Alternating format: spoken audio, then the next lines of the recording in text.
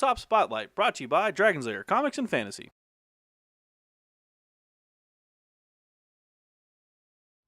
Hey everyone, I'm AdamHarry from BoLS with Steven from Dragon's Lair Comics and Fantasy. And we're back with another Tabletop Spotlight. This time, Steven brought the Tau. I did. The Tau goodies, man. We've got the every Tau's first purchases, the Codex and the data cards. Yeah. Yes, awesome. We've had the book for a little while here at Bowls. I've got to read it and peruse it. It's quite fun. Good. And the data cards are out now, so I'm excited about those. Always important. Yeah, let's go ahead and dive right in. All right, Steven, we have the Tau Codex right here and the data cards. I guess we should start with the data cards real fast. Yeah, a little appetizer. Yeah, we'll just chew through these. What do we got here? So, again, these are, I believe it's 36 tactical objectives, which, again, for Maelstrom missions and things like that, and 28 stratagems as well. Now, obviously, these are Tau. Tau don't have any psychers, so sorry, there's no psychic powers in here. But Seems like they get a lot of the other cards. Yeah. This deck's pretty big. it's pretty good size. So, all the different stratagems. What's at the... We can keep going, because the stratagems are in the book, too, but... Okay.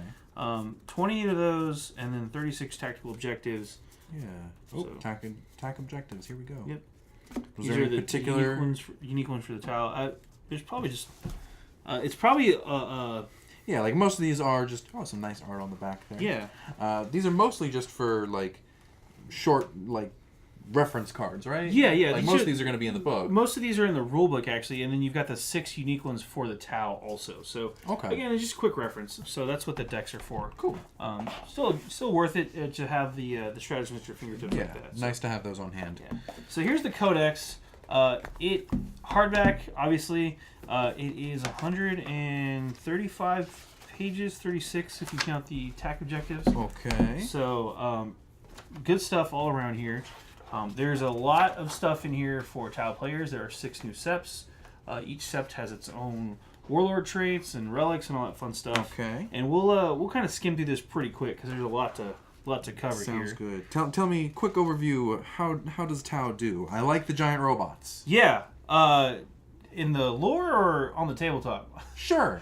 In the lore, the book actually has some updates on that. We'll get to that in a second.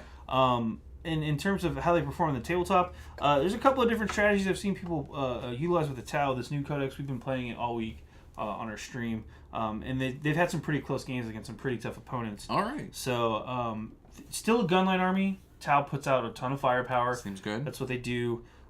Still relatively fragile in close combat, which that's kind of been a Tau thing for a while. But they have a lot of ways to shoot and scoot. So, All right.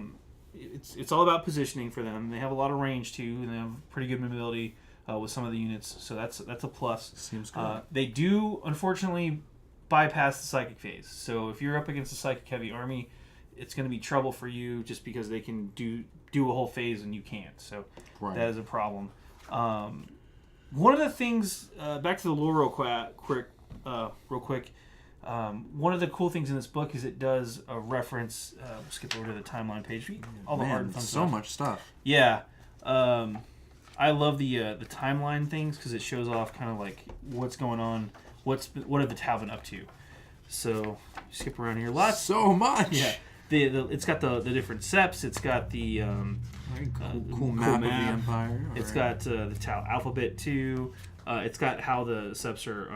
laid out. I appreciate Tau Alphabet for like doing little stuff on my models. That seems cool. Yeah, it's always good. They got all the different Speaking of models, some paint paint schemes. schemes. This is what I like to look at. Oh, The goodness. March of Conquest. This is the timeline of the Tau. It starts from their early beginnings all the way through. The big deal here, the big change, is if you've been keeping up with the lore at all, Tau were messing around with warp travel for the first time. Okay. But that means like Chaos the Warp stuff? Yeah. They were messing around with warp travel. That was the fourth sphere expansion was going to be kind of their first launch of warp technology in their fleets, and they were going to be able to travel among the stars. One of the limiting factors for the Tau has been that they don't really have faster than light travel. Okay. So they can make short hops to different planets, but they haven't been able to be the galactic spanning empire that the Imperium has, or the Eldar had in the past, or the Necrons are waking up from the Tomb Worlds doing that. They don't have the way to travel as fast, and the Tau are also, in the lore, relatively short-lived compared to some other people, averaging 40, 50 years. Stuff like All that. right. But fast forward, 4th expansion, they've developed warp technology. What they don't have are Geller fields. Geller fields are what the Imperium uses to keep creatures from the warp getting into your ship Oh no! while you travel through the warp. So it's to help protect against that. They don't have that idea. They're able to make a jump. However, when they get their fleet together and they basically fire up their engines, a giant warp rift opens, eats all the ships, and then they're like, "What just happened?" And so that's what happened to the 4th expansion. Like, wait, they just all died? That's what happens when you don't have psychers. Yeah, not necessarily dead though. What happens is they actually get thrown across the galaxy to the galactic north. And they are found as the 5th expansion kind of starts to get the technology a little bit better. They find this thing called the Star-Type Nexus. They dub it the Star-Type Nexus. Okay. It's basically a big warp. It's a wormhole. It's Deep Space Nine wormhole. Great. To another quadrant in the galaxy, where the 4th sphere expansion has landed, essentially. However, they have become a little bit more hardline towards non-Tau races. So in a way, the Tau Xenos become xenomorphic, xenophobic, right. towards other races. So they don't like the Auxilia, they don't like the allies portion that the 5th fleet brings with them. So it's just this funny twist on the whole idea that you travel through the warp and you become xenophobic. So I don't know. But they show back up, so now they actually have a foothold deep in Imperial space to the Galactic North, which is kind of neat. So there's there's a burgeoning Tau Empire up north, and then there's a new front. There's a new front, exactly. The downside is they've kind of attracted the eye of Nurgle as the Plague Wars have started, and the Nurgle has sensed, I guess, this tear in warp space, and that's what this whole battle of the Star-Type Nexus is all about. Nurgle has sent his Death Guard to the Star-Type Nexus to fight the Tau, to try to take it so that he'll have a direct path into the heart of the Tau Empire. So fantastic. It's just a new front has opened up and made it kind of interesting. For a lot of cool stuff to dig into. A lot of cool art. Yeah. Yep. That's Shadow Sun. I believe that's Shadow Sun. Let me double check. Commander Shadow Sun. Yep. She's got the double fusion blasters tearing people up. Yeah. Shadow Sun. Yeah. Next page over. And it goes. This section just goes through all the different HQ options, all the different units. If you are a Tau player, I am sorry. You are limited in your detachments to only one commander. That does sting a little bit, but in the new 8th edition 40k, you can have multiple detachments. It's actually encouraged as part of the list building. So you're not limited to just one commander per your army. You're limited to one commander per detachment. So bring multiple detachments. And it's not that hard with Tau. So all the different guys here, all those different options, all the way through Pathfinders and Piranhas and the fast attack options. Broadsides, Ghost Keels, Storm Surge is back, Riptide's back in a big way. The Tidewall, this is actually one of the unique things I think for Tau is they have mobile fortifications. I was gonna say that's like their gun emplacement thing. Yeah, but it moves.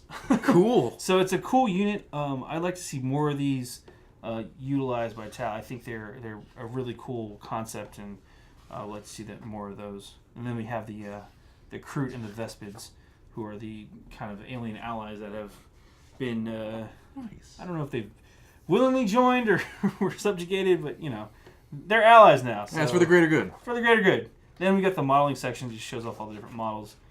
We've seen those before, and then of course we jump right into the data sheets. All your stat lines. Yeah. A couple of things we'll show off here for the Tau forces specifically. You do have the new Tau Seps, which are 6 options. Think of them like chapter tactics.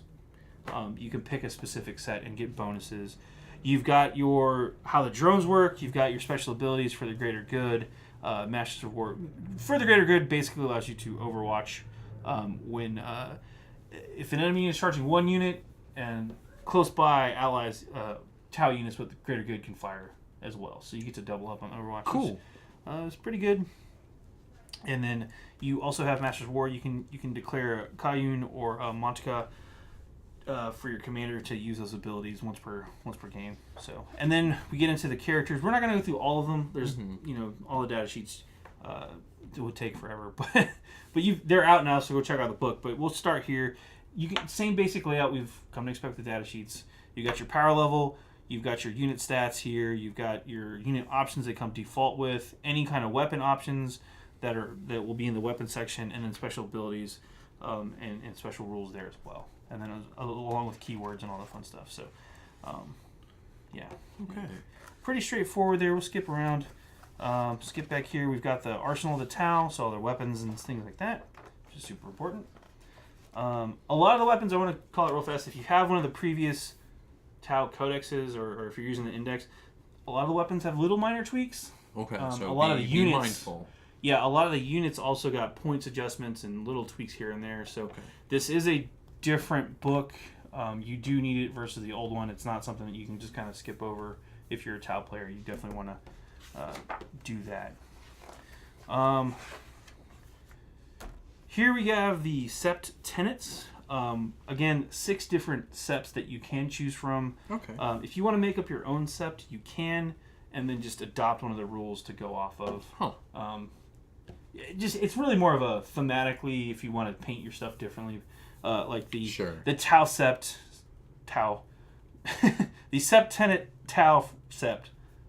Tau sept I'm with tenet. you. Yeah, whatever. I'm with you. It's one of those things. The default option, I guess, for example, is whenever you use your greater good ability with Overwatch, you hit on a 5 or 6 as well. So, which is great because, yeah, you've greatly increased your odds to hit with Overwatch Fire, which is pretty cool. Keep you alive and out of melee. Right, keep them out of melee, right? And then there's all the different options. We're not gonna go over all of. We've covered them quite a bit previously, but you can see them there. Okay. And then 28 stratagems to go through. I don't even know. Do you have a favorite? Yeah, I don't even know yet. I haven't got to play as the Tau yet, so I have had some of these used on me. I was gonna say, like, what was the nastiest thing you had used on you? Oh man, the reroll. What's it called? There's a reroll thing that allows you to reroll your number of shots. I'm trying to find it. Might be on this one. I think it might have. Was it focus? No. Yeah. But there is a thing that lets you reroll. It was a this bunch one. Of It shots. was the Borkhand experimental weaponry. What this does, anytime you roll a random number, you can re-roll the dice used to determine the number of attacks made. It's 1 CP, and a lot of folks are probably thinking, don't I already have the command re-roll? Why don't I just use that instead of this? Because you have both. Oh. Yeah, you can spend this 1 command point for the number of shots you get, and then if you still need that 1 command point for a pivotal re-roll for a wound roll, you still have that. You haven't spent your re-roll on the number of shots you get. That's why this was so dirty, because like the guy I was playing rolled like a 1, and I was like, oh, well, that sucks for you. And he's like, oh yeah, no it doesn't. Experimental weaponry, boom, re-roll, got a 6, and I was like, of course you got a 6. And then he hit, and I was like, I forgot, or was in the moment there, and he hits with a couple, doesn't wound with anything, and he's like, oh yeah, well, I still have my command reroll to reroll the wound. I was like, so that's crazy. It's an extra reroll. It doesn't seem like a big deal, but it's only 1 CP, and again, for 1 point, consistency seems like a huge deal. Yeah, it's great to double up. If you roll a 1 or 2, you can't lose. You might as well. It's worth the command point. Even if you roll like a 1 again, whatever, like you were already not going to hit. You're just burning those ones. Yeah, get those words out of the way. Exactly. On top of that, you get a ton of warlord traits. You have your standard 6 that you get as Tau in general that you can choose from. If you have a specific sept, you can choose one of those now too. So you have a total of 12 warlord traits to choose from, depending on how you load up your army. Signature systems. Again, these are the relics, if you want to call them that, for the Tau. A lot of cool stuff going on here. We're hearing a lot of customization options for these guys. There's a ton. Oh man, I didn't even mention this. The commanders, the Tau commanders, have 4 hard points now that you can completely customize. Oh, fantastic! So you can give them 4 weapons and things like that now, instead of just like 2 weapons and a drone controller or whatever. So you can do some pretty dirty stuff. There is a lot of customization, as you mentioned, and then of course points values and tact objectives at the end there. So all right. Again, sorry Tau. No psychic powers, but yeah. Anyway, let's go ahead and hop out for a really fast recap. The Tau Codex and the data cards. Good stuff all around. Must buy for Tau players, obviously. Of course, yeah. Yeah, if you're a Tau player, these are your new 8th edition rules. You got to get them. All your strategies, your relics. Fortunately, no psychic powers like we covered.